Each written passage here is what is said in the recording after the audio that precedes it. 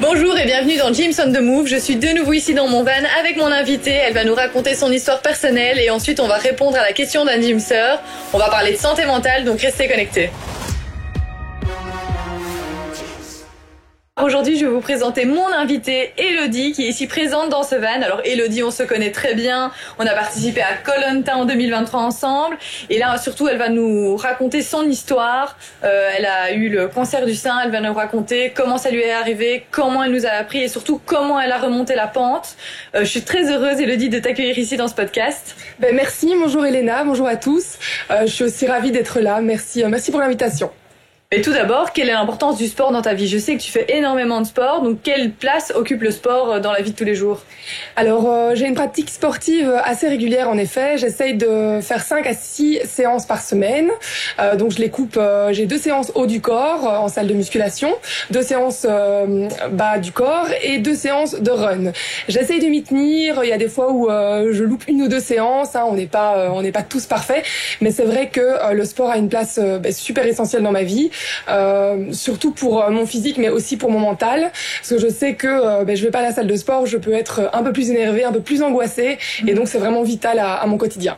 Oui, c'est ça. Donc, tu remarques directement quand tu fais pas de sport pendant 2-3 jours. Ça a un impact sur ton mental. C'est pas moi qui le remarque, c'est mes proches, à vrai dire. Ah oui. Quand j'ai pas été à la salle pendant 2-3 jours ou parfois pendant les vacances, on n'a pas forcément le temps d'avoir la même routine sportive que d'habitude.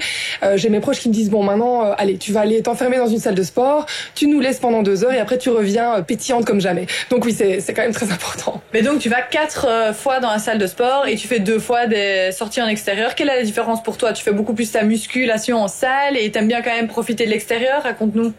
Alors de base, j'ai commencé la musculation il y a 5 à 6 ans pour prendre de la masse musculaire parce que j'étais très fine. J'ai pris quand même 10 kilos en 8 ans. Ah oui, donc ça t'a redonné confiance. Tu voulais à la base prendre confiance en toi. Tu te trouvais trop mince. J'étais une mince flasque. Donc c'est-à-dire que j'étais toute fine, mais ça pendait un peu partout. Pour être totalement honnête, je voulais prendre des cuisses, un bon fessier, des bras, des belles épaules. Et donc j'ai commencé la musculation. Et puis c'est vrai que j'ai vraiment commencé à prendre en muscle et je trouvais que je manquais un peu de sécheresse et donc j'ai commencé la course à pied. Faut pas se le cacher non plus que la course à pied depuis quelques années est devenue très tendance sur les réseaux sociaux, surtout depuis le Covid, etc. Donc j'avoue que j'ai été un petit peu influencée aussi et c'est vrai que le fait de courir dehors c'est un autre type d'entraînement. On prend l'air, on regarde de nouveaux paysages, donc je suis pas vraiment dans un objectif de performance quand je vais courir, c'est plutôt à la salle de sport que j'ai cet objectif-là. Mais ça, voilà, je trouve que c'est pas mal d'avoir un entraînement. C'est bien de mixer les deux. Voilà, c'est très complémentaire, c'est super. Tu faisais déjà du sport avant que tu aies ton cancer ou ça a été un déclic? Ah non, pas du tout. J'étais très sportive et d'ailleurs quand j'ai eu l'annonce du diagnostic, donc c'était en novembre 2021, j'étais très choquée parce que je pense qu'à ce moment-là j'étais au pic de ma santé physique. Je mangeais 5 fruits et légumes par jour, je m'entraînais énormément et j'ai vraiment cru qu'il y avait une erreur de diagnostic. Donc j'ai posé la question aux infirmiers, j'ai fait mais pourquoi moi? C'est pas normal. On dit toujours qu'il faut faire du sport pour éviter les cancers. Je veux dire, tous mes proches ils étaient sidérés. Ils se sont dit mais c'est pas possible. Oui, il y a une hygiène de vie quasi parfaite et au final que ça t'est tombé dessus. Quelle est l'explication des médecins à ce niveau-là? Il n'y a pas d'explication. En fait, si, il y a pas et beaucoup d'explications, mais on ne sait pas vraiment dire pourquoi j'ai eu ça. On sait juste que c'est un cancer qui était à 100% hormonodépendant, donc dépendant des hormones. Ça peut être plein de choses. Ça peut être l'environnement dans lequel on vit, ça peut être le stress, ça peut être un choc émotionnel, ça peut vraiment être plein de choses. Ça peut être aussi, la mauvaise alimentation, mais c'était pas mon cas, vraiment. Pas ton cas. La cigarette, c'était pas mon cas non plus. Donc bon, voilà, il y a plein de facteurs, des facteurs qui sont aussi inconnus, endocriniens, etc. Donc on ne connaît pas vraiment ça, mais il faut savoir qu'il y a quand même une femme sur 8 qui est touchée par le cancer du sein une fois dans sa vie, donc c'est quand même énorme. Et qu'est-ce que t'as fait quand t'as appris le diagnostic? Tu t'es dit, ok, je vais continuer le sport. Est-ce que tu te sentais en sécurité de quand même faire du sport avec les traitements qui sont assez lourds? Est-ce que ta pratique du sport a changé? Est-ce que tu t'es dit, est-ce que les médecins t'ont dit de continuer? Est-ce qu'ils t'ont poussé à le faire? Explique-nous un peu la démarche que t'as fait. Alors, les médecins m'ont encouragée à continuer le sport parce qu'en fait de toute façon ma vie n'a jamais changé quand j'ai eu le diagnostic. C'est vrai qu'elle a changé parce que pendant X semaines j'allais régulièrement à l'hôpital, mais il faut savoir que j'ai eu de la chance parce que dans ma pratique sportive, grâce à ma pratique sportive, j'ai eu la chance de super bien vivre les traitements. Et comme j'ai vu mon cancer super tôt grâce à l'autopalpation, j'ai été exemptée de chimio. Donc j'ai fait une tumérectomie, de la radiothérapie, et puis ensuite ici maintenant je suis sous hormonothérapie, donc c'est un médicament que je dois prendre pendant 5 ans. Mais ils m'ont vraiment encouragée à continuer le sport parce que grâce au sport, en fait, j'ai pu vivre les traitements beaucoup plus facilement. Bien évidemment, quand je me suis fait opérer de ma tumérectomie, là j'ai quand même dû éviter tout ce qui était haut du corps, tout ce qui était sport d'impact, etc. Donc pendant 6 à 8 semaines. J'avoue, j'ai un peu recommencé plus tôt. C'est pas bien, faut toujours écouter les médecins. Mais c'est vrai que ça m'a vraiment fait du bien pour mon mental, etc. Et puis voilà, moi j'ai quand même, quand j'ai appris mon cancer, j'ai quand même beaucoup perdu confiance en moi. Je me suis dit, mais on se dit toujours que ça n'arrive pas ça n'arrive qu'aux autres en fait, et que ça ne peut pas nous arriver. Et là, je me suis dit, ok, mais je comprends pas en fait. J'ai toujours tout bien fait dans ma vie, j'ai toujours été dans le contrôle. Et là, il m'arrive ça. Enfin, j'étais vraiment outrée. J'étais en colère contre la vie, et puis je me suis dit ma vie est en jeu en fait, donc bizarrement j'ai eu mes proches qui ont très très bien réagi et ils m'ont vraiment dit t'es une battante, ça va pas tu vas pas te laisser abattre, etc. Et le sport m'a vraiment aidé. Je me rappelle que le jour de mon diagnostic, j'étais à la salle de sport et le lendemain aussi. Et je n'ai jamais arrêté, ça n'a rien changé dans ma vie, rien du tout. Et d'ailleurs, tu disais au niveau des traitements, quels sont les effets secondaires de ces traitements et comment le sport peut contrer ces effets secondaires? Alors la tumérectomie, ça c'est quand même une opération au niveau de la poitrine, donc forcément là on a des pansements pendant quelques semaines, etc. avec des points de suture, donc là évidemment il faut éviter le sport. Ensuite il y a tout ce qui est radiothérapie. La radiothérapie c'est quand même des rayons qui sont mis sur les zones où il y avait la tumeur, donc là ça peut avoir des effets de rougeur, des effets, beaucoup de fatigue parce qu'on doit tout le temps se rendre à l'hôpital, donc beaucoup de fatigue mentale, beaucoup de fatigue physique. Et puis là ici je suis sous traitement d'hormonothérapie, donc l'hormonothérapie ça fait 2 ans et demi que je la prends maintenant, et ça c'est un traitement en fait qui régule et contrôle les hormones. En fait ça évite les cellules cancéreuses de se raccrocher aux hormones qui sont mauvaises en fait. Donc tu as des symptômes, j'imagine, avec ces médicaments. De ménopause, des symptômes de ménopause, c'est-à-dire des sueurs nocturnes, des bouffées de chaleur. Je peux aussi grossir avec beaucoup de rétention d'eau, et donc du coup le sport m'aide énormément à pallier tous ces symptômes. Mais c'est ce que tu me disais que beaucoup de femmes prennent ce traitement et donc sont en stade de préménopause à 35 ans par exemple. Donc prennent du poids, ont des bouffées de chaleur, se sentent pas bien, ont de la rétention d'eau et donc se sentent encore moins bien dans leur peau, perdent confiance en elles. Donc toi vraiment le sport t'a sauvé parce qu'au final tu n'as pas pris de poids, tu n'as pas de rétention d'eau, donc c'est vraiment le sport qui t'a permis de lutter vraiment contre ces effets secondaires. Ah oui, clairement, j'ai jamais arrêté ma pratique du sport sauf après l'opération, et je pense que ça m'a énormément aidé. Honnêtement, quand je vois les médecins à l'heure actuelle, parce que je suis encore suivie tous les 6 mois bien évidemment, ils me disent de continuer et qu'il faut vraiment pas lâcher. Mais enfin de toute façon ils n'ont pas besoin de me dire ça pour oui, toi tu le savais, mais d'autres ne le savent peut-être pas. Voilà, c'est ça. Non, le sport c'est essentiel. Et en fait on se dit toujours oui, mais t'es sportif, t'as quand même eu un cancer. Oui, mais j'ai eu un cancer décelé en stade précoce, et peut-être que si j'avais pas fait de sport, j'aurais peut-être fait de la chimio, j'aurais peut-être eu beaucoup plus de mal à récupérer des différents traitements, etc. Alors que là honnêtement j'avais lu des choses, on va toujours voir sur internet évidemment pour voir comment ça va se passer, et en fait non, ça s'est vraiment super bien passé pour toi. Vraiment. Et quel impact cette maladie a eu sur toi sur le plan mental? Alors je suis passée par plusieurs phases. Il y a eu la phase de tristesse, la phase de colère, pourquoi moi, c'est dégueulasse, la phase de déni aussi, c'est-à-dire que les 3 premiers mois je l'ai dit à personne. J'ai quand même dû prévenir mon patron, mes collègues proches, etc. Mais je veux dire j'ai prévenu personne. Et puis il y a eu la phase de la vraie Elodie qui en fait est une battante et qui est une personne qui continue de réaliser ses rêves. Donc faut savoir que après mon cancer, j'ai postulé dans la foulée pour cette célèbre émission d'aventure que tout le monde connaît, et j'ai été prise, et les médecins étaient vraiment bien conscients de mon état physique et mental. Enfin d'ailleurs tout allait bien puisque j'ai passé les tests physiques comme tout le monde, et suite à ça j'ai vraiment je pense que toi ça t'a remotivé, j'ai l'impression. Enfin c'est horrible ce que je vais dire, mais je suis heureuse parce que depuis que j'ai j'ai eu ce cancer, j'ai une nouvelle vie qui a commencé. La seconde vie d'Élodie, celle qui va arrêter de rêver ses rêves et qui va juste les réaliser en fait. Puis ça t'a donné un coup de boost parce que tu as fait Koh-Lanta, tu as réussi les tests sportifs, physiques. Est-ce que les médecins ont eu peur que tu aies un cancer? Est-ce que ta candidature aurait pu être refusée parce que tu as eu un cancer? Ou alors est-ce qu'ils ont vu que voilà, tu fais du sport, t'es en bonne santé, alors let's go, tu peux faire l'aventure?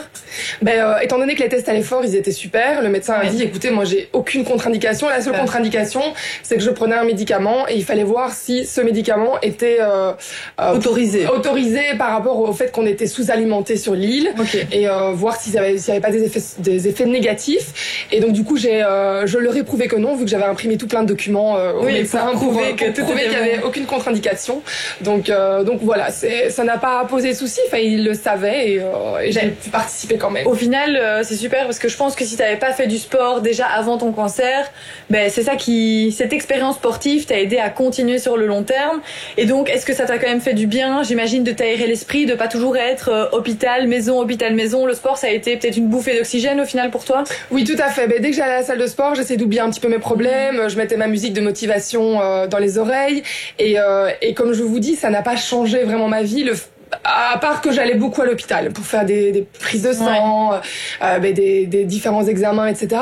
Mais faut vraiment savoir en plus quand moi je vais à la salle de sport, je suis assez solo. Enfin, je parle, je dis bonjour aux gens, je reste poli, mais c'est vrai que moi c'est mon moment à moi, c'est mon me time. J'ai mon petit programme et on me laisse tranquille, quoi. Et donc, est-ce que tu dirais que le sport a été une béquille pour toi dans cette maladie? Les 2 premiers jours, quand même, après le diagnostic, je me suis quand même dit à quoi ça sert de faire du sport alors que j'ai eu un cancer. Mais ça c'est les 2 premiers jours et puis j'ai dit non, tu sais quoi, continue, c'est ça que t'aimes et c'est pas forcément pour ça que t'as eu, c'est pas pour ça que t'as eu un cancer. T'aurais peut-être eu beaucoup plus pire si tu n'avais pas fait de sport.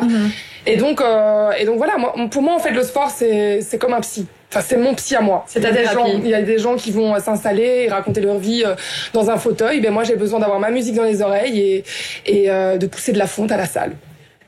Donc Élodie, maintenant que tout ça est quand même assez derrière toi, est-ce que tu as d'objectifs sportifs en vue? Écoute, l'année dernière, j'ai fait les 20 km de Bruxelles. Ça m'a bien plu, c'était très compliqué. C'est vrai que mon premier sport, c'est avant tout la musculation, avant le running. Mais j'ai envie d'essayer le marathon. Et qui dit marathon dit qu'il faut absolument que je cours dans un paysage incroyable. C'est-à-dire que je vais peut-être faire le marathon de Rome. Wow. En tout cas, il faut que j'appuie sur inscription. Mais c'est vrai que mentalement, c'est un peu compliqué parce que je sais qu'une fois que c'est réservé, faut que tu dois t'entraîner. Voilà, c'est écoute, si tu veux, je peux t'aider à appuyer sur ce bouton parce que ce serait un super bel objectif pour toi de te mettre ce défi de marathon. Un marathon après un cancer, c'est vraiment super. Est-ce que tu as d'autres objectifs comme ça personnels, des messages à faire passer? J'aimerais aussi peut-être un jour faire une compétition de culturisme parce qu'à la base c'est la musculation que j'aime bien, mais je sais que c'est compliqué avec mon médicament. Peut-être que quand j'aurai fini je pourrais le faire, mais c'est vrai que c'est un médicament qui donne beaucoup de ballonnements, qui transforme un peu le corps. Donc je pense que je pourrais pas avoir une alimentation hyper stricte pour ce genre de compétition, mais j'aimerais peut-être il est pas trop tard, dans 5 ans, quand tout sera derrière moi. Et alors dans une autre vie, j'ai une passion pour le chant. J'ai lancé un projet et j'ai fait une chanson sur le cancer justement, et donc c'est un projet qui me tient énormément à cœur. Et donc à côté du sport, il y a aussi ce projet qui me touche énormément, et donc voilà, si je peux sortir d'autres chansons parce que c'est une manière pour moi de m'exprimer, de libérer mes émotions, eh bien je ne dirais pas non. C'est une toute nouvelle Élodie qui a des objectifs de marathon, qui a des objectifs de chanson. Franchement, au final, c'est ton histoire et tu nous la racontes aujourd'hui. Merci beaucoup d'être venue pour nous raconter tout ça. Ça va inspirer plein de monde. D'ailleurs, Élodie, je ne sais pas si tu sais, mais chez Gyms, on reçoit beaucoup de questions de la part des sportifs. Et donc, on va essayer d'y répondre ici dans ce podcast. D'ailleurs, j'ai reçu la question de Gaëtan. Je vais le lire et on va voir si on sait répondre ça ensemble. Je ne suis pas très bien dans ma peau depuis quelques mois. Je pense qu'aller à la salle, ça me fait du bien, mais j'ai vraiment du mal à me motiver à y aller régulièrement. Est-ce que vous avez des conseils à me donner pour être régulier? Ok. Premier conseil, quand on n'a pas trop l'habitude et il semble être débutant, c'est de prendre un coach ou d'avoir un programme sportif sur plusieurs semaines. Moi, je sais que au tout début, quand j'étais à la salle, on m'avait dit, je ne suis pas professionnelle là-dedans, moi je suis juste une pratiquante, qu'il fallait quand même 10 à 12 semaines avant que le corps s'habitue vraiment à la musculation. Et pour se faire aider, il faut prendre un coach. Il y a des programmes maintenant, même en ligne, où on peut envoyer des vidéos. Alors ne pas hésiter, et ça c'est le deuxième point, à prendre des vidéos de votre exécution. Si jamais vous avez un coach à distance, etc., vous pouvez lui envoyer les vidéos. Faut être sûr de pas se blesser, j'imagine, et pas se décourager. Si on fait mal à un exercice, on se blesse. Le fait de prendre des photos avant-après, c'est une source de motivation énorme. Si on voit les résultats, forcément, ça va être un vecteur de motivation. Ce qui est très important aussi, c'est de fixer en fait les séances à l'avance et les considérer en fait comme une discipline. C'est-à-dire que aller à la salle de sport, ça doit être comme se brosser les dents, aller faire pipi, manger. Ça doit être un besoin vital. Ouais. Alors au début, ça fait un petit peu en mode soldat, mais au fur et à mesure des semaines, ça deviendra en fait une habitude naturelle et ça rentrera dans un cadre d'un agenda. Mais donc quelle fréquence on pourrait conseiller à Gaëtan? Plus ou moins 3 fois par semaine si la personne débute? Oui, 2-3 fois semaine, parce que le but c'est pas du tout de se dégoûter. On commence vraiment soft, step by step, et puis au bout de 3 mois, s'il aime ça, il peut peut-être faire 1 ou 2 séances en plus. Mais vraiment, ça sert à rien de faire du travail. C'est surproductif de commencer à faire beaucoup trop de séances. Bon, d'ailleurs, Gaëtan aimerait bien un dernier conseil de ta part. Ton petit coup de boost pour le motiver, ce serait quoi? Mon petit coup de boost, écoute, fais-toi des photos avant-après. Moi, c'est quelque chose qui m'a beaucoup aidé. Y a rien à faire, ça peut paraître. Tu les fais chez toi, hein, si t'es gêné de les faire à la salle de sport, tu les fais chez toi. Et le fait de voir, tout dépendant de ce que tu recherches. Si tu veux prendre une prise de masse, si tu vas avoir tes muscles grossiers, tu seras hyper heureux. Et si tu souhaites t'affiner, tu seras pareil aussi. Et n'hésite pas à t'acheter des tenues qui pourront te plaire. Parce qu'il y a rien à faire, la confiance en soi quand on fait du sport, c'est super important, quoi. Oui, super important de se sentir bien dans ses vêtements. N'hésite pas à aller demander. Moi, si j'avais un conseil, c'est vraiment d'avoir un programme adapté à tes objectifs, demander à un coach de t'encadrer et évidemment voir les résultats sur la photo, c'est ce qui parle le plus. Mais en tout cas, chers internautes, si vous avez d'autres questions à nous poser, on y répondra volontiers dans ce podcast Gyms on the Move. Merci Elodie, on est arrivé à la fin de cet épisode. Est-ce que t'as aimé venir ici partager ton expérience? Oui, c'est super fun, j'adore parler de sport, c'est ma passion, donc voilà. Et puis j'adore réaliser mes rêves. Enfin, c'était pas un rêve de venir ici, mais en tout cas voilà, si je peux partager mon témoignage, c'est avec grand plaisir. Donc merci encore pour l'invitation. Merci beaucoup à toi d'être venu, de partager ton expérience et bon marathon. On n'y est pas encore, mais merci. merci. Vous qui êtes chez vous, n'hésitez pas à vous abonner à notre podcast. Il est disponible sur toutes les plateformes de téléchargement. Regardez-nous sur YouTube et évidemment suivez-nous sur Instagram pour avoir les coulisses de l'émission.